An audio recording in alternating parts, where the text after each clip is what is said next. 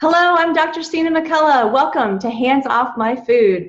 Today's topic is part 2 in our series titled Better Health Through Forgiveness.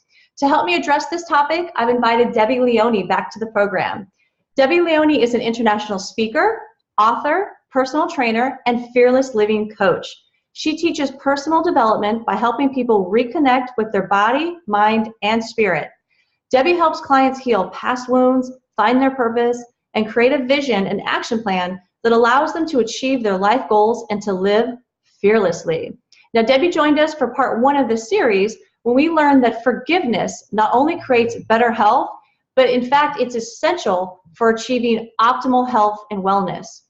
And we learned that one person that's often overlooked when we talked about forgiveness is ourselves. Many of us unknowingly shame ourselves every day through our thoughts and our words. And even words that are seemingly harmless, like should, can actually carry shame and blame with them. So in the last episode, Debbie asked everyone to be aware of when they shame themselves and to write it down. Now today, Debbie's going to teach us how to forgive ourselves so that we can shift those negative feelings and create optimal health and wellness. Welcome back to the program, Debbie. Thank you, Sina. I'm excited to be here as always. We're excited to have you. Thank you. I completed the assignment. I wrote down my list. Okay. One of them really stood out to me. It was my son's birthday this last weekend, and I made organic cupcakes for him, and they were grain-free, so they were a healthier version of the cupcake. But I told myself I was just going to have one mini cupcake. Yeah. I ate one, and that was it. I lost control. I just kept eating the cupcakes. Mm-hmm. And it really threw me off because I'm on a high-fat diet. And so suddenly I just ate all this sugar, and it was like I was out of control, and I felt horrible. And I found myself saying those words, I shouldn't have eaten those cupcakes. Yeah. So how can I get past this? Yeah, great question. And this is typical. Part of it, it's just remembering that you're human, right? And so it's about really, like you did this, the first step, identifying how you're shoulding on yourself continually. And then really getting present to what does it feel like? Like, how did it affect you throughout your day? Because you were shoulding on yourself. So at first, I just felt horrible inside. I was focusing on how my body felt, and I felt almost like I couldn't think properly anymore. Mm-hmm. My body, my stomach hurt from sugar overload, and I wasn't. I felt more fatigued during the day. Okay. So then, as my body started taking the toll for what I had done, I started to get angry with myself. I was just mad at myself, and I was like, why did you eat all those, and why can't you just stop at one cupcake? Yeah. I sat in that space of anger for a while. Yeah, so you continue to shame yourself and Yes. feel angry throughout the day, right? Yes. So the shoulding on yourself typically isn't just, a one thought process. It continues, and that's what prevents us from really finding peace with ourselves. Yes, and then it got even worse, just like you said, because not only did I initially tell myself, like, why did I do that? I should be able to stop at one. But then as I got sicker and sicker and I got more mad at myself, I just continued to get angry. And I was like, why do I keep doing this to myself? Yeah. And the pattern just continued. So it created a negative ripple effect, right? Yes. And how do you think, in that mode of being angry and resentful and shoulding on yourself, how do you think your body was able to heal in those moments? Was it? Oh, it completely was not healing. Actually, I was just getting worse and worse. I started to get irritated with my family, and to the point where I was like, I almost didn't want anyone to talk to me. Right. I had gone so far into this negative space. Yeah. I was like, I'm not going to use my kind, nice words if anybody who's around me.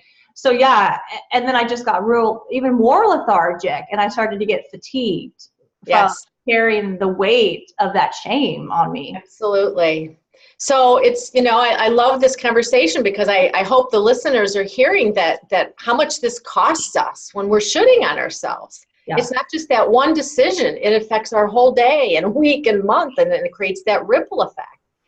So forgiveness is the key. And what forgiveness is, it's a simple shift in perspective.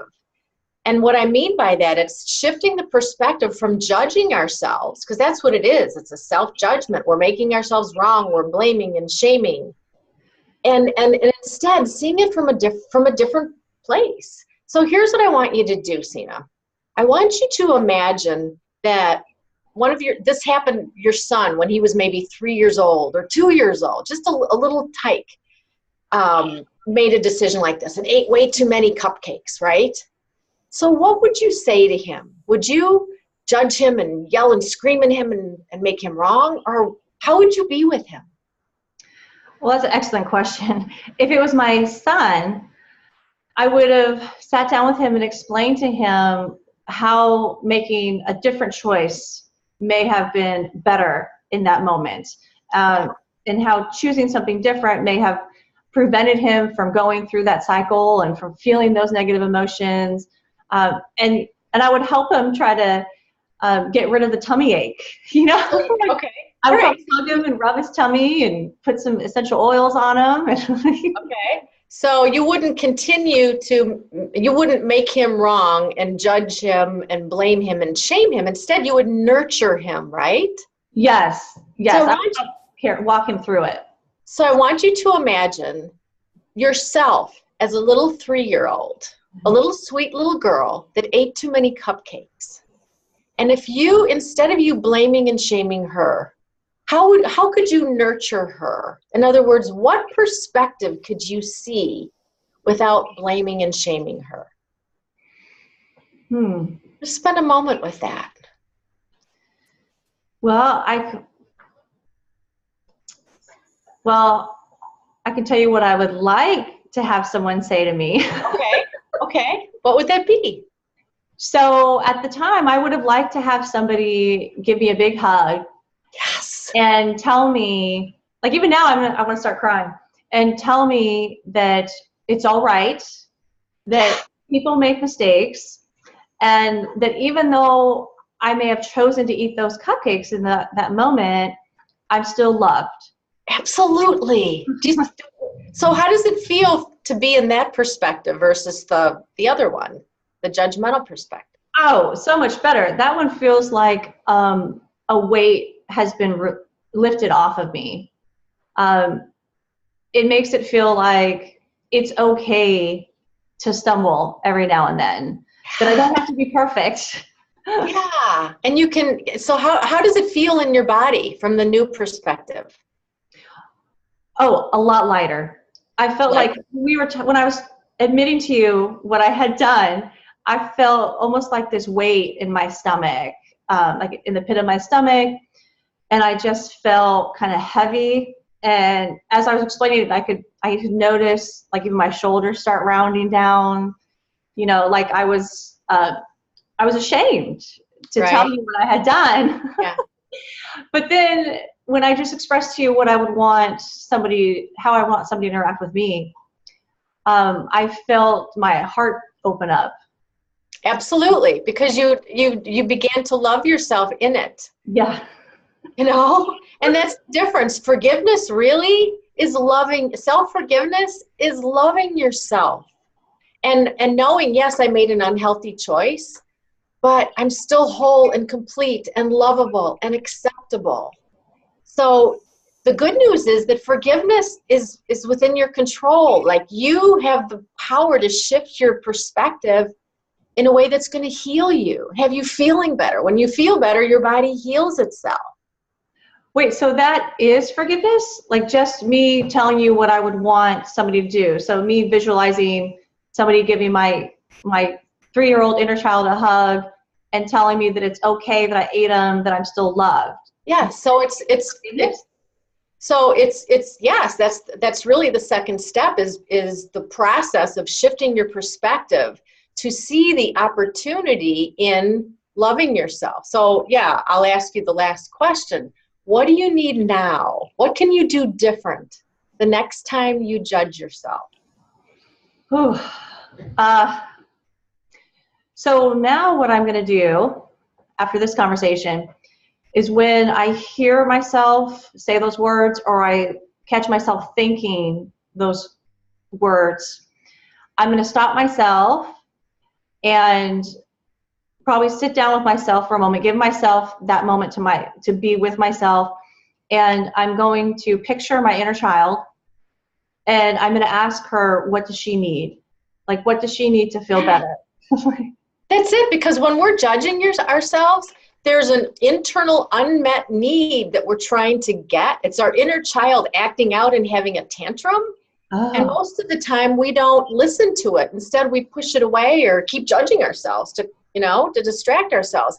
When the healing and the forgiveness is simply loving yourself, even when you make those choices. That's forgiveness.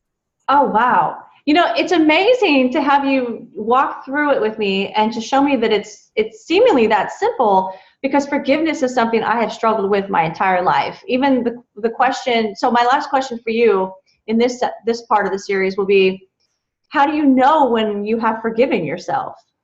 When you have forgiven yourself? Yes. Well, how did you feel? When you shifted your perspective, how did you feel?